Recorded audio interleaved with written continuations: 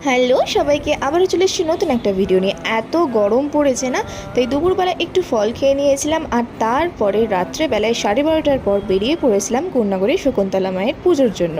আর এবছরের গরমটা কিন্তু অত্যাধিক, হাওয়াটা যে লাগছে, হাওয়াটাও এত রাতেও গরম হাওয়া লাগছিল। কিন্তু যাই হোক, বেরিয়ে পড়েছিলাম আমি আর মা দুজনেই। আর এই দিনকে অনেক জায়গাতেই কালী পুজো হয়ে থাকে। পৌঁছানোর অনেকটা আগেই স্কুটিটা আমরা রেখে দিয়েছিলাম, তারপরে হেঁটে শুরু করেছিলাম মায়ের কাছে যাওয়ার জন্য। আর এটা হচ্ছে বড় মা কন্যাগড়ের। প্রথমে মায়ের কাছে পুজো দিয়ে তারপরে চলে গিয়েছিলাম শকুন্তলা মায়ের কাছে।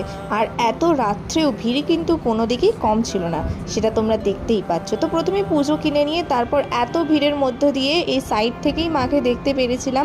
আর এইটুকু ভিডিওই নিতে পেরেছিলাম। আর গরম অসহ্যকর ছিল। তারপর একটু ঠান্ডা ঠান্ডা লাসি খেয়ে নিয়েছিলাম।